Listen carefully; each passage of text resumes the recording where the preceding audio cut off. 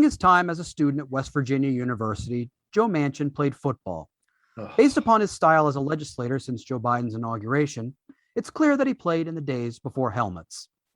In this video, Manchin's constituents confront him about his lack of support on various measures from voting rights to infrastructure.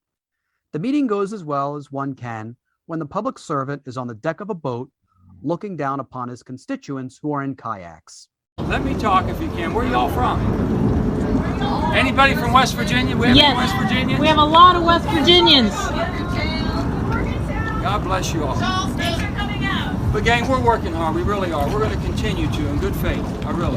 We want to get a good bill that's a balanced bill, that's well done.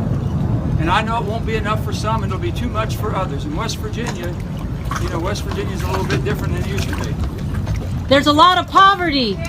What are you going to do for the poor in West Virginia? We're going to be working everything we can to create good opportunities. And we need to tax the rich. Well, I agree with that. I definitely agree. That's the one number thing we should be doing is fixing the tax code so everybody pays their fair share. We should be also negotiating for lower drug prices. We should be doing all these things. I agree with you 1,000%. We're all on the same page, gang. We really are. I'm not sure that's the right message to say when you're standing on the deck of a yacht and you're yelling at a bunch of kayaks. We're all on the same page. Clearly, you're not. I mean, I agree with you. Captain, take us away. I agree. Tax the rich. Excuse me. Where did my porter go? But did you like the one of his answers was, well, we need to fix the tax code. That's not what we're talking about here. No. That's something that everybody wants. Yeah. And he just says that, and it doesn't mean anything. Nothing. Yeah. It's empty. Yeah.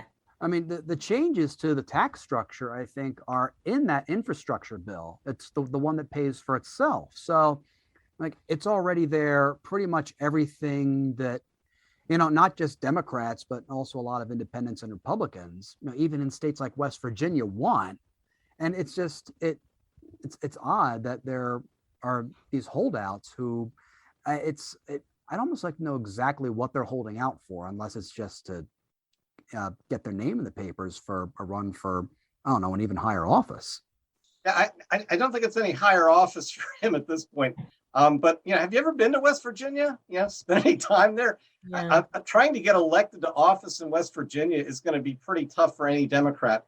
And I think he's just trying to position himself so that if somebody comes along later and says, Joe Manchin's just part of those radical socialists, people would be like, Joe Manchin, a radical socialist? Really? The guy who held up everything? I mean, I think he's positioning himself to get reelected. I think, he's the kind of guy you can probably cut a deal with, in the back room at the last minute, and he'll move. AOC said this today when we're taping this. She said, by focusing on the number, you're not making them talk about which programs they want to cut out. Do they want to cut out the health programs, for example? Do they want to cut out certain infrastructure, roads, programs? What do they want to cut out? They just say, well, 3.5, 2 million, 1.5. What exactly do you want to cut out, Joe, Kristen? What exactly should be taken out? Yeah, name it. The dollars that get it's just numbers. I'm always, when he's like, West Virginia has changed, into what? And the woman's like, yeah, we've got a lot of poverty. Tell me when they didn't.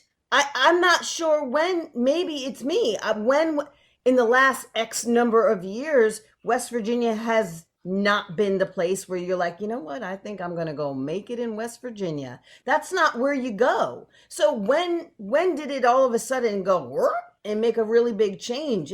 To me, it's always been sort of what it is. They do have that casino out there, to be fair. Okay. They've got a casino. The other problem with the math here, if you think about it, is, have you noticed that they keep talking about all of this is over 10 years? So if you're talking about $3 trillion over 10 years, you're really only talking about $300 billion. Now, that's, not chump change. But I mean, if you add up what you're actually spending next year, it's nowhere near the amounts they're talking about. This is how much this stuff costs over 10 years. Well, if you start adding up what everything costs over 10 years, all the numbers look extreme. I think if they break it down and say, here's what we're just going to spend next year, the numbers start to look a lot smaller. And then you start focusing on, well, what will it actually pay for? And I think they'll find a lot more support. But they won't, because everybody's so focused on either the 3.5 trillion number or the 2 trillion number that they might want to negotiate down to, that when you get, I mean, Ward, you've seen this for years, as soon as you get into the details of legislation, or when you get into details of any policy discussion, people just go to sleep, or their eyes turn glazed and they lose interest. So, but big numbers and sex scandals, we all perk up. Yeah. You know, if you take it year by year and you impose the program, so all of a sudden you've got universal daycare, all of a sudden you've got these new benefits, and maybe you fund it for 2 or 3 years. You only talk about that much. And then at the 3rd or 4th year, oh, okay, now are you going to take all those programs away from everybody? Now you've got a built-in constituency lobbying to keep this stuff going. I mean, there's a way in which you might be able to get a large number of these programs to continue over time. You just may have to scale back from a 10-year funding to maybe a 5-year funding. So you've cut it in half, you've met their number if they're looking for an arbitrary number, but you've got your programs and you start building a constituency. It's like trying to take away Social Security now. It's just not going to happen.